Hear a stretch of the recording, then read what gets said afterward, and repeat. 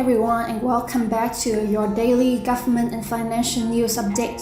So starting today's video out on an extremely important public health announcement. The World Health Organization on Thursday is warning people not to attack monkeys amid the recent monkeypox outbreak. This following at least 10 monkeys in Brazil being rescued, showing signs of intoxication or having been harmed. I think it's safe to say that people have indeed gone bananas.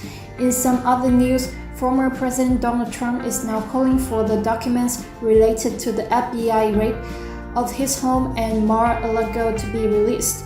In a post on his social media, he wrote, "Not only will I not oppose to the release of the documents related to the un-American, unwarranted, and unnecessary raid and breaking into my home in Palm Beach, Florida at Mar-a-Lago, I'm going to step forward by encouraging the immediate release of those documents, even though they have been drawn up by radical left Democrats, impossible future political opponents who have a strong and powerful vested interest in attacking me, much as they have done for the last 6 years."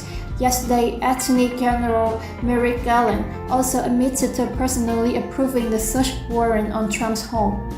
Federal law, long-standing department rules, and our ethical obligations prevent me from providing further details as to the basis of the search at this time. There are, however, certain points I want you to know. First, I personally approve the decision to seek a search warrant in this matter. Second, the department does not take such a decision lightly.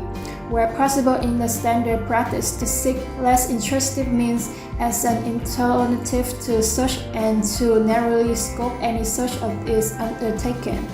Third, let me address recent unfounded attacks on the professionalism of the FBI and Justice Department agents and prosecutors, and I would not stand by silently when their integrity is unfairly attacked.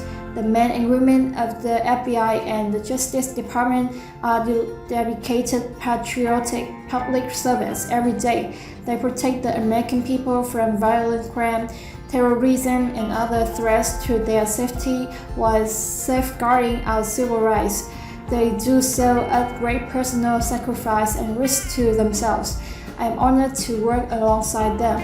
This is all I can say right now. More information will be made available in the appropriate way and at the appropriate time. After speaking, they would leave the podium without answering any further questions from the press.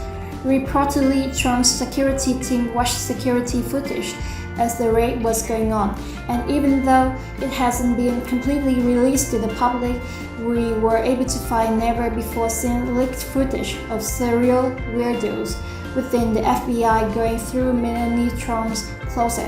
Comment below if you get the reference. Now, apparently, they are saying that Trump may have held our nation's most sensitive nuclear secrets with this home. But now, moving on into some other news, where gas prices are now below $4 per gallon on average for the first time since March. And according to AAA, has fallen to the last 58 straight session. A big reason for this is a huge drop in demand, as according to the new survey by Troy, 64% of drivers have made significant changes to their driving habits as they respond to the higher prices in gas. 88% of that portion had been reportedly driving much less, and the other responses including combining errands and reducing shopping or dining out, delay major purchases, postponing vacations, among other things.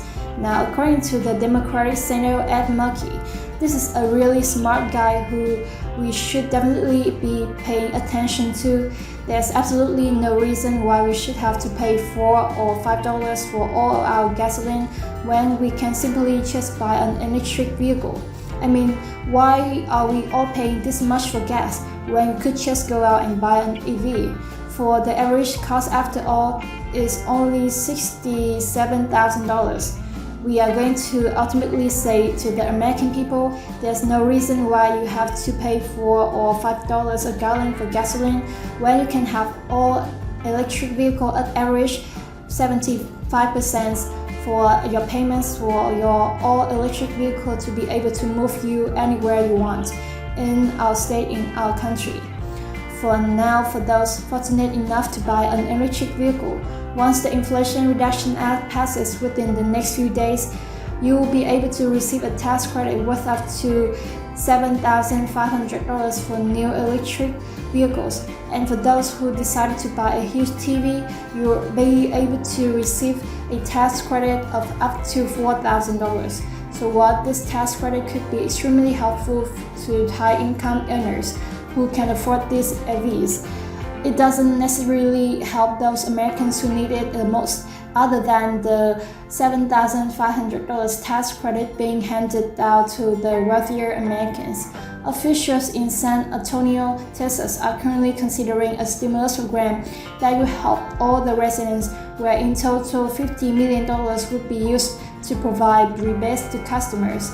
Considering that energy bills have been soaring in many parts of the country due to the higher temperatures in this summer, they are proposing to give credits on future energy bills for residents in San Antonio. So this could certainly be helpful for residents of this city. And other stimulus checks news, Colorado started sending out $750 checks to each person eligible for one in their state. And they will continue to do so through the month of September in all of the states, to most checks being sent out this year. This has been one of the largest and most generous ones by far. If you're a resident of Colorado, let me know in the comments section below. But in order to be eligible for this check, you would need to be at least 18 years old as of the last year on December 31, being a resident of the state for all of the 2021, and you must have filed a state income tax return for 2021 or apply for a property tax rent or HIT credit rebate. And even those of you who didn't owe taxes or you can be claimed as a dependent will also receive a check as long as you file an income tax return in the state. Okay, now moving on into some money news. For stocks started the day out strong yesterday, but then fell off later in the day, with the S&P 500 falling slightly by 0.07%, or the Dow strong slightly in the green by 0.08%, and the Nasdaq falling by 0.58%. As far as futures go, everything is currently looking pretty good so far, with Dow futures up 0.32%, S&P 500 futures up 0.36%, and Nasdaq futures up 0.40%. Bitcoin, on the other hand, after seeing such a strong performance on Wednesday, fell back 3% on Thursday, and now is back into the high 22,000s. And so with the S&P 500 headed for its 4th trade winning week, which is really good momentum, and everything else seemingly about to be on the rise. It definitely wouldn't be a bad time to start investing, or if you've already started investing, to continue dollar cost averaging in. So if you would like to receive 6 free stocks and $5 worth of Bitcoin in the comment section below, I will leave a link where you can receive just that from my partner in Weibo. And even if you don't feel like investing at this time for whatever reason, once you receive the free stocks, you can always sell them for what they are worth and transfer the money right back to your bank account. Now in total, you should be receiving a value of right around $50 or more. So some people have received over $3,000 in the past, which will be taxable, but you can think of that it's just some free extra money with just a few minutes of work.